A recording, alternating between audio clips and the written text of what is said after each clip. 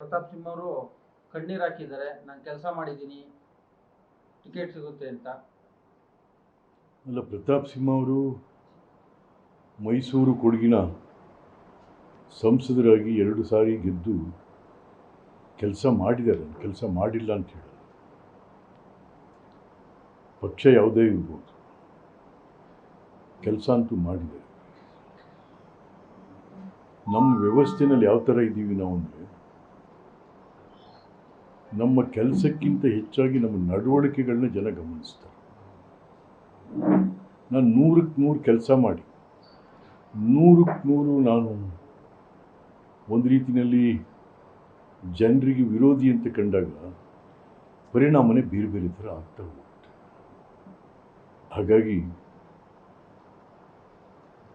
ಒಬ್ಬ ರಾಜಕಾರಣಿಯಾಗಿ ಪ್ರತಾಪ್ ಸಿಂಹ ಅವ್ರನ್ನ ಎಸ್ ಅನ್ನೋಣ, ಆದರೆ ಒಬ್ಬ ಮನುಷ್ಯತ್ವದ ನಡವಳಿಕೆಗಳ ಬಗ್ಗೆ ನೋ ಅಂತ ಹೇಳ್ಬೇಕು. ಅದರಿಂದ ಅವರು ನಾನು ಇಷ್ಟೆಲ್ಲ ಮಾಡಿದ್ದೀನಿ ಅಂತ ಕಣ್ಣೀರು ಹಾಕಿ ಅದ್ರ ಜೊತೆಗೆ ಈಗ ಅವ್ರ ಬದಲು ಯುವರಾಜರನ್ನ, ಮೈಸೂರು ಯುವರಾಜರನ್ನ ಕಣಕ್ಕಿಳಿಸ್ತಾರೆ BJPಯಿಂದ ಅಂತಕ್ಕಂಥದ್ದು 2-3 ದಿವಸಗಳಿಂದ ಚರ್ಚೆಗಳಾಗ್ತಾ ಇದೆ. ನಿಜ, ಅವರು ಯದುವಂಶದ ಅರಸರ ಪರವಾಗಿ ನಿಲ್ತಾ ಇರ್ತಕ್ಕಂಥ, ಬಹುಶಃ ಇಡೀ ಭಾರತದಲ್ಲೇ ಯದುವಂಶದರಸರು ಮೈಸೂರು ಮಹಾಸಂಸ್ಥಾನವನ್ನು ಅತ್ಯಂತ ಸಮರ್ಥವಾಗಿ, ಅಂತಃಕರಣಪೂರ್ವಕವಾಗಿ ಅಭಿವೃದ್ಧಿಯನ್ನು ಮಾಡಿದ್ರಲ್ಲಿ 2 ಮಾತಿಲ್ಲ. ಅರಸರ ಅಳಿದರು, ಅರಸರ ಅಭಿವೃದ್ಧಿ ಕಾರ್ಯಗಳು ಇಂದಿಗೂ ಕೂಡ ಅಜರಾಮರ. ಅರಸರು ಅನ್ನ ಕೊಟ್ಟರು, ಅಕ್ಷರ ಕೊಟ್ಟರು, ನೀರು ಕೊಟ್ಟರು, ಉದ್ಯೋಗ ಕೊಟ್ಟರು. ಶಿಕ್ಷಣ ಅಂತ ಅವ್ರ ಕಾಲದಲ್ಲಿ ಬಹಳ ದೊಡ್ಡದಾಗಿ ಆಯಿತು. ಮೈಸೂರು ವಿಶ್ವವಿದ್ಯಾನಿಲಯ ವಿಶ್ವದಲ್ಲೇ ಬಹಳ ಪ್ರಖ್ಯಾತವಾದಂಥದ್ದು. ಹಾಗಾಗಿ ಅವರು ಲಂಡನ್ಗೆ ಹೋಗಿ ವಾಪಸ್ ಬಂದಾಗೆಲ್ಲ ಲಂಡನ್ ಥರ ಒಂದು ಏನೋ ಮಾಡಿಟ್ಬಿಡೋರು. ಇಲ್ಲಿ ಈಗ ಬಿಗ್ ಬ್ಯಾನ್ ಲಂಡನ್ನಲ್ಲಿದೆ, ದೊಡ್ಡ ಗಡಿಯಾರ, ಅದು Big Ben. Same like that Big Ben ಮೈಸೂರಿನಲ್ಲಿ ದೊಡ್ಡ ಗಡಿಯಾರ ಇದೆ. ಆ ರೀತಿಯಾಗಿ ಮಹಾರಾಜರು ಅವರು ಲಂಡನ್ಗೆ ಹೋದಾಗೆಲ್ಲ ವಾಪಸ್ ಬರಬೇಕಾದ್ರೆ ಅದನ್ನೇ ಒಂದು ರಿಪ್ಲಿಕಾ ಇಲ್ಲಿ ಮಾಡಿರ್ತಾರೆ. ಹಾಗಾಗಿ ಮಹಾರಾಜರು ಸಂಸ್ಕೃತಿ, ಸಾಹಿತ್ಯ, ಶಿಕ್ಷಣ ಮತ್ತು ನಡವಳಿಕೆಗಳು ಬಹಳ ದೊಡ್ಡದಾಗಿ. ಆದರೆ ಯದುವೀರ್ ಈಗ ಅವ್ರನ್ನ ಕ್ಯಾಂಡಿಡೇಟ್ ಮಾಡ್ತಾರೆ ಅಂತ. ಏಕೆಂದರೆ ಅರಮನೆಯಿಂದ ಬಂದವರು ಯಾರು ಇಲ್ಲಿ ತನಕ ಗೆದ್ದಿಲ್ಲ ಜನತಂತ್ರ ವ್ಯವಸ್ಥೆಯಲ್ಲಿ. 1971ನೇ ಇಸ್ವಿಯಲ್ಲಿ 69-70 ಕಾಂಗ್ರೆಸ್ ಸರ್ಕಾರ, ಇಂದಿರಾ ಗಾಂಧಿಯವರು ಪ್ರಿವಿ ಪರ್ಸ್ ಅಬಾಲಿಷನ್ ಮಾಡ್ತಾರೆ. ರಾಜಮನೆತನ ಸಾಮಾನ್ಯ ಮನೆತನದ ರೀತಿಯಲ್ಲಿ ಇಟ್ಟರು. ಆದರೂ ಕೂಡ ಮಹಾರಾಜರ ಅಭಿವೃದ್ಧಿ ಕಾರ್ಯಗಳನ್ನು ಗೌರವಿಸ್ತಾ ಈಗಲೂ ಗೌರವ ಕೊಡ್ತಾರೆ. ಬಟ್ ಜನತಂತ್ರ ವ್ಯವಸ್ಥೆಯಲ್ಲಿ ಜನಾದೇಶ ಪಡಿತಕ್ಕಂಥ ಸಮರ್ಥತೆ ಇದೆಯಾ ಅಂತ. ಹಾಗಾಗಿ ಶ್ರೀಕಂಠದತ್ತ ನರಸಿಂಹರಾಜ ಒಡೆಯರ್ ಕಾಂಗ್ರೆಸ್ಸಿಂದ 2 ಸಾರಿ ಗೆದ್ದರು, ಆದರೆ BJPಯಿಂದ ಸೋತರು. ಕಾರಣ ಯಾಕೆಂತಂದರೆ BJPಗೆ ಹೋಗಿದ್ದೇ ಜನರು ಭಾಳ ನೆಗೆಟಿವ್ ಆಗಿ ತೊಗೊಂಡ್ಬಿಟ್ರು. ಯಾಕೆಂದರೆ ಮಹಾರಾಜರು ವಿಕಾಸವಾದಿಗಳು, ಮಹಾರಾಜರು ಮಾನವತಾವಾದಿಗಳು.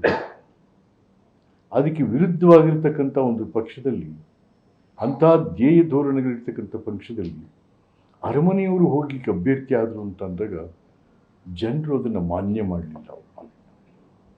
ಹಾಗಾಗಿ ಈಗೂ ಕೂಡ ಅಷ್ಟು ಸುಲಭ ಇಲ್ಲ. ಇವತ್ತಿನ ರಾಜಕಾರಣದ ವ್ಯವಸ್ಥೆಯಲ್ಲಿ ಯದುವೀರು ಒಂದು ಸಾರ್ವಜನಿಕ ಜೀವನಕ್ಕೆ ಗುರುತಿಸ್ಕೊಂಡೇ ಇರೋರು. ಅವರು ಸಡನ್ ರಾಜಕೀಯ ಪ್ರವೇಶ ಅಥವಾ ಅವ್ರಿಗೆ ಟಿಕೆಟ್ ಕೊಡೋದ್ರಿಂದ ಹಿನ್ನಡೆ ಆಗಲ್ಲ ಸರ್? ಕಷ್ಟ. ಯಾಕೆಂದರೆ ನಮ್ಮಲ್ಲಿ ಜನರನ್ನು ನೀವು ಸಮಾಧಾನ ಮಾಡೋದಿದೆಯಲ್ಲ ಬಹಳ ಕಷ್ಟ. ಸುಮ್ಮನೆ ಹೋಯ್ತಾ ಇದ್ದು ನಾನು ಏನಾದರೂ ಎದುರುಗಡೆ ಸಿಕ್ಕಿ ನಾನೇನೋ ಮನಸ್ಸಲ್ಲಿಟ್ಟು ಅವ್ನು ಮಾತಾಡಿಸ್ತಾ ಹೋದರೆ ಎಲೆಕ್ಷನ್ಗೆ ಹೋದಾಗ ಅದನ್ನೇ ಹಿಡ್ಕೊತಾನೆ. ಓಹೋ ಅವತ್ತು ಎದುರುಗಡೆ ಬಂದರೂ ನನ್ನ ಮಾತಾಡಿಸ್ನೇ ಇಲ್ಲ, ಟಿಕೆಟ್ ಇವನಿಗೆ, ಓಟ ಇವನಿಗೆ ಅಂತಾರೆ. ಇನ್ನು ಮಹಾರಾಜ ಎದುರಿಗೂ ಬರೋದಿಲ್ಲ, ನಿಮಗೆ ಸಿಕ್ಕೋದು ಇಲ್ಲ, ಮಾತಾಡೋಕ್ಕಾಗ್ಬೋದು. ಹಾಗಾಗಿ ಅಷ್ಟೇನೂ ಆಶಾದಾಯಕವಾಗಿ ಇರಲ್ಲ ಇದು. ಪ್ರತಾಪ್ ಸಿಂಹ ಅವ್ರ ಬಗ್ಗೆ ಒಂದು ಮಾತು ಹೇಳಿದ್ರಿ ಸರ್, ಕೆಲಸ ಮಾಡಿದರೆ ಅದರ ಮನುಷ್ಯತ್ವ ನಡವಳಿಕೆಯಲ್ಲಿ ಅವರು ಹೌದು. ಏನು ಸರ್, ಸ್ವಲ್ಪ ಎಕ್ಸ್ಪ್ಲೈನ್ ಮಾಡಿ ಸರ್. ಅಂದರೆ ನಿಮಗೆ ಉದಾಹರಣೆಗಳಿದ್ದಾವೆ ರಾಜ್ಯದಲ್ಲಿ. ನಿಮಗೆ ರಾಮಕೃಷ್ಣ ಹೆಗಡೆಯವರು ಭಾಳಷ್ಟು ಕೆಲಸ ಮಾಡಿದ್ರು, ವಿನೂತನವಾದಂಥ ಕಾರ್ಯಕ್ರಮಗಳನ್ನು ಕೊಟ್ಟರು. ಬಟ್ ಎಲ್ಲೋ ಅವರ ನಡವಳಿಕೆ ವ್ಯತ್ಯಾಸ ಆಗಿ ಮತ್ತು ಮೇಲೆ ಕೇಳೋಕ್ಕಾಗಲಿಲ್ಲ. ಇವತ್ತೇನಾಗಿದೆ, ನಾನು ದೇವೇಗೌಡರು ಒಂದು ಉದಾಹರಣೆ ಕೊಡ್ತೀನಿ. ದೇವೇಗೌಡರು ಕೆಲಸನೂ ಮಾಡಿದ್ದಾರೆ, ದೇವೇಗೌಡರ ನಡವಳಿಕೆಗಳನ್ನು ಕೂಡ ಜನ ಒಪ್ಪಿದ್ದಾರೆ, ಜಗತ್ತೊಪ್ಪಿದೆ. ಆದರೆ ಅವರ ಮಗ ಕುಮಾರಸ್ವಾಮಿಯವರ ನಡವಳಿಕೆಗಳನ್ನ ಯಾರೂ ಒಪ್ಪಲ್ಲ. ಹಾಗಾಗಿ BJP ಜೊತೆಗೆ ಕುಮಾರಸ್ವಾಮಿ ಇರೋದೇ ಒಂದು ಮೈನಸ್ ಪಾಯಿಂಟ್. ಇವೆಲ್ಲ ಭಾಳ ಲೆಕ್ಕಾಚಾರ ಆಗ್ತದೆ. ಏಕೆಂದರೆ ನಾವೀಗ we are with the matured voters, ಭಾಳ ಮೆಚ್ಯೂರ್ಡ್ ವೋಟರ್ಸ್ ಇದ್ದಾರೆ. ಪ್ರತಿಯೊಂದನ್ನು ಯೋಚನೆ ಮಾಡ್ತಾರೆ, ತೂಗಿ ಎಳೆದು ಮಾಡ್ತಾರೆ. ಅವರೆಲ್ಲ ದುಡ್ಡು ಕೊಟ್ಟು ಓಟ್ ಹಾಕ್ಸ್ಕೊಂಡು ಬೇರೆ ಅದ್ಬೇಚಾರ. ಬರೀ ದುಡ್ಡಿನ ಓಟ್ನಲ್ಲೇ ಎಲ್ಲ ಗೆಲ್ತಾ ಇಲ್ಲ, ಬೇರೆ ಬೇರೆ ವಿಚಾರಗಳಿದ್ದಾವೆ. ಹಾಗಾಗಿ ಪ್ರತಾಪ್ ಸಿಂಹ ಅವರು, ಯಾಕೆಂದ್ರೆ ನಾನು ಇರೋ ವಿಚಾರ ಹೇಳಬೇಕು, ಸುಮ್ಮನೆ ಏಕ್ದಮ್ ಇಲ್ಲ ಪ್ರತಾಪ್ ಸಿಂಹ ಏನೋ ಮಾಡಿದ್ನೋ, ಪ್ರತಾಪ್ ಸಿಂಹ ಮಾಡಿದ್ದಾರೆ ಬಟ್ ಪ್ರತಾಪ್ ಸಿಂಹನ ನಡವಳಿಕೆಗಳು ಅದನ್ನು ಯಾರೂ ಮಿಚ್ಚಲ್ಲ. ಹಾಗಾಗಿ it is a minus point to mister Pratap ಸಿಂಹ.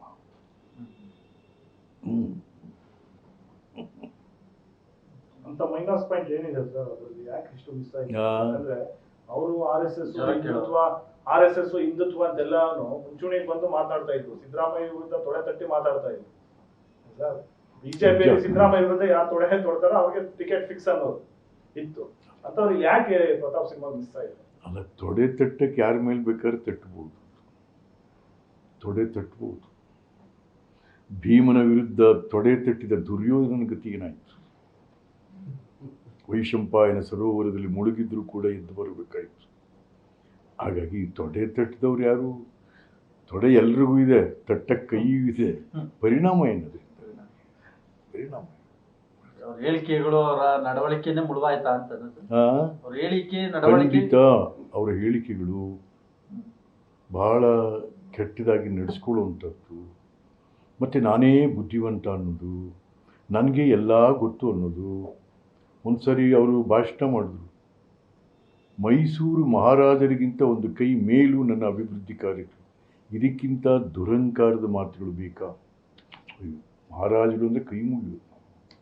ಮಹಾರಾಜರಿಗಿಂತ ಕೆಲಸ ಮಾಡಿದ್ದೀನಿ ನಾನು ಅಂಥೇಳಿ ಪ್ರತಾಪ್ ಸಿಂಹ ಅವರು ಒಂದು ಹೇಳಿಕೆ ಕೊಟ್ಟರು. ಇವೆಲ್ಲ ಅಸಹ್ಯ ಹುಟ್ಟಿಸ್ತವೆ ಜನಗಳಲ್ಲಿ. ಹಾಗಾಗಿ ಮಹಾರಾಜರಿಗೆ ಸರಿಸಾಟಿನೇ ಚಿಚಿಚಿ.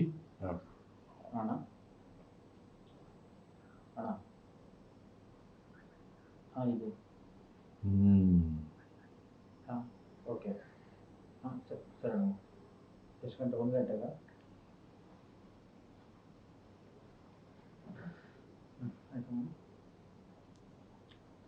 ತಮಗೆ ತಾವು ಕೂಡ ಟಿಕೆಟ್ ಆಕಾಂಕ್ಷಿ ಆಗಿ, ತಾವು ಕೂಡ ಟಿಕೆಟ್ ಆಕಾಂಕ್ಷಿ. ಈಗ 2ನೇ ಲಿಸ್ಟ್ ಏನೋ 14 ಅಥವಾ 15 ತಾವು ಟಿಕೆಟ್ ಕೇಳಿದ್ರಿ? ಹೌದು. ಏನಾದರೂ ಸಕಾರಾತ್ಮಕವಾಗಿ ಆನ್ಸರ್ ಬಂತ?